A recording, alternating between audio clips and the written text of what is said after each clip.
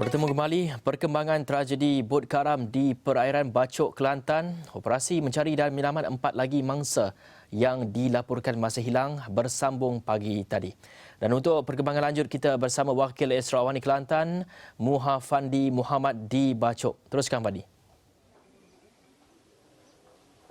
Baik, terima kasih rakan setugas di Bukit Kewangan. Saya kini berada di JT Pendaratan Ikan Kuala Kemasing, di mana di kawasan ini telah pun dijadikan pusat ataupun markas operasi mencari dan menyelamat 4 lagi mangsa yang masih lagi hilang.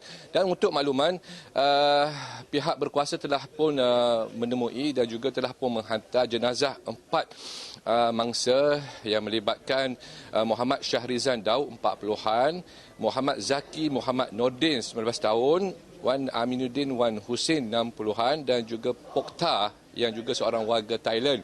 Dan kesemua jenazah mereka telah pun dihantar ke Hospital Raja Perempuan Zainab II untuk proses bedah siasat dan juga urusan tuntutan jenazah. Dan untuk makluman, pada ketika ini operasi mencari dan menyelamat 4 lagi mangsa dimulakan sejak awal pagi tadi dan diteruskan sehingga kini, yang melibatkan pencarian ke atas Arman Ismail 43 tahun, Harun Daud 60-an, Syafiq Abdul Halim 30-an dan Cik Wadi Bakar.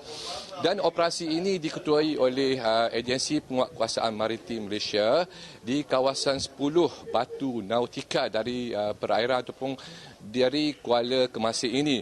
Dan pencarian ini juga turut melibatkan ataupun turut dibantu oleh agensi penguatkuasaan yang lain termasuk APM dan juga Polis Marin. Saya ingin pericikan sedikit mengenai tragedi yang berlaku pada malam tadi, di mana saya dimaklumkan bot yang dinaiki oleh mangsa merupakan bot dari kelas A. Mereka keluar ke kawasan tersebut sekitar jam 3 petang semalam, namun sekitar jam 7.45 malam mereka telah dibadai oleh ribut kuat yang menyebabkan bot mereka terbalik dan bukan lagi karam. Keadaan bot pada ketika dibadai ribut itu berada dalam keadaan terlengkup dan operasi pencarian mangsa dan juga penyelamatan dilakukan bukan sahaja di kawasan permukaan, sebaliknya turut menggunakan khidmat anggota ataupun unit tindakan khas APMM yang melibatkan unit penyelam dan juga unit scuba.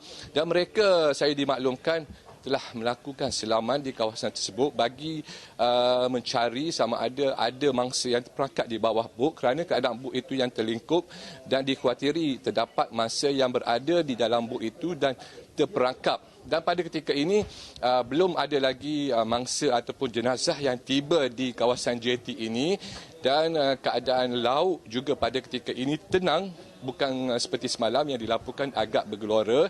Cuaca pada hari ini juga baik, dan pada ketika ini juga saya dapat kongsikan keadaan sekitar kawasan ini, di mana terdapat ramai pihak berkuasa dan juga pihak polis, termasuk juga sanak saudara mangsa dan ahli keluarga yang turut berada di kawasan ini bagi melihat dan menunggu perkembangan lanjut mengenai operasi pencarian di kawasan 10 Batu Nautika di perairan Kuala Kemasing ini.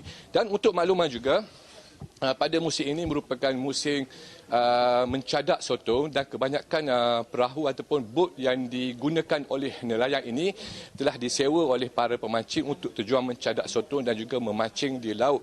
Namun sepanjang beberapa hari ini keadaan laut dilaporkan agak bergelora dengan kadang-kala berlaku ribut di sebelah petang ataupun malam, menyebabkan keadaannya agak berbahaya juga. Saya juga dimaklumkan bahawasanya bot berkenaan merupakan kelas bot dalam, iaitu bot daripada kelas A yang boleh memuatkan kapasiti untuk pemancing adalah 12 orang. Namun saya dimaklumkan kemungkinan berlaku overloading kepada bot tersebut, yang mungkin antara faktor yang menyumbang kepada keadaan terbalik bot berkenaan. Namun setakat ini tiada lagi kenyataan rasmi daripada pihak berkuasa berhubung insiden berkenaan, dan sudah pasti siasatan yang menyuruh akan dijalankan berhubung insiden berkenaan.